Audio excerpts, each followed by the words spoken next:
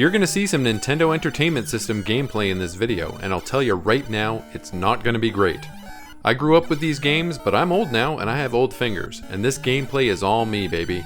So if you want to roast me, you know where the comment section is. Greetings friends, and welcome back to the 3-Minute Horror Show. My name is Ben, your host, and I love horror movies. In fact, I watch the bad movies so that you don't have to. You're welcome. Today I'll be reviewing the movie Gothic Slayers from 2025.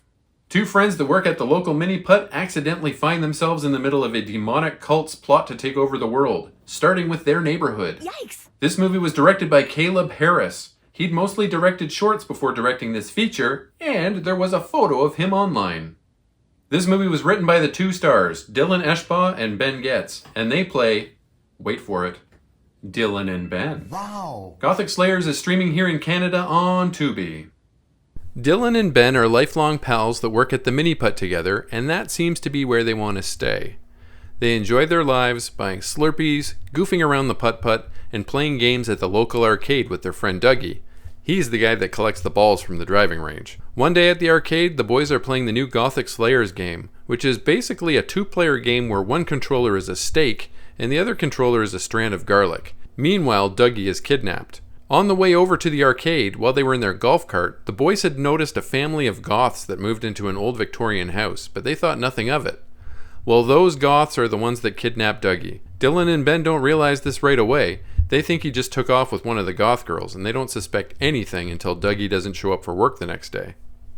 That Gothic Slayers game that they were playing looks pretty cool if you ask me, but those gimmick controllers? I don't know.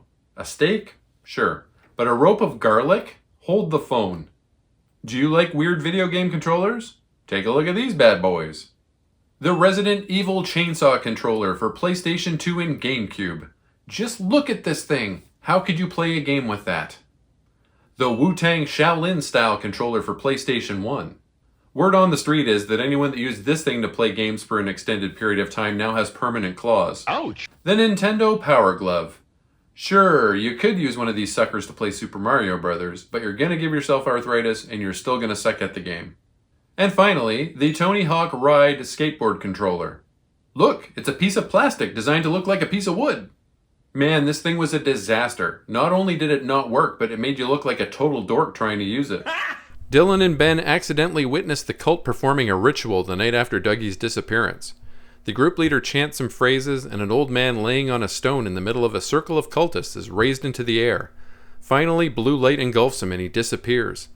The blue light travels into a small orb that the patriarch of the group is holding. Our boys think that they've witnessed a murder and they report it to the police.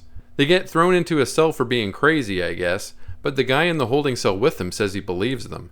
He has a friend that can help Dylan and Ben stop this cult and save their friend. I really love horror comedies, and this one added a little bit of secret spice to the mix. I'm a child of the 80s and 90s, and I grew up playing the exact type of 8-bit video games that they were trying to invoke in the production of the movie.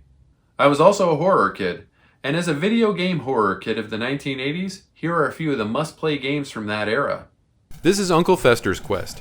Yes, I am playing as Uncle Fester from the Addams Family here. Is this universally considered a bad game? Absolutely. Did that stop me from asking for it for Christmas when I was a kid? Not a chance.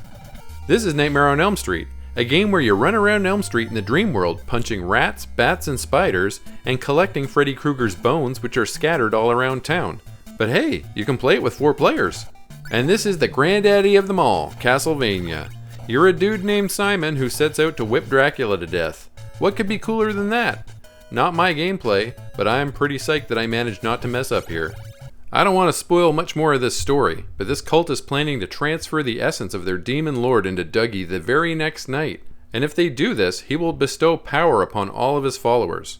The group sends a couple of young women to subdue the boys, but wires get crossed and somehow the ladies end up being Dylan and Ben's girlfriends? So just how are these two goofballs going to save Dougie, the town, and even their own friendship? By discovering their own inner strength, having lots of cool effects-laden battles, and finding some unexpected allies along the way. That's how. I really enjoyed this movie. Nice. I loved the dialogue, and the characters themselves were really well written.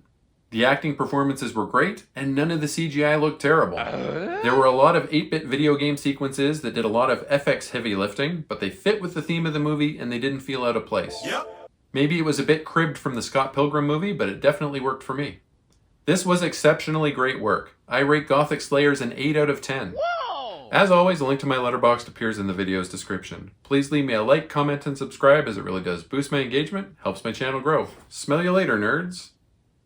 Nice driving, losers!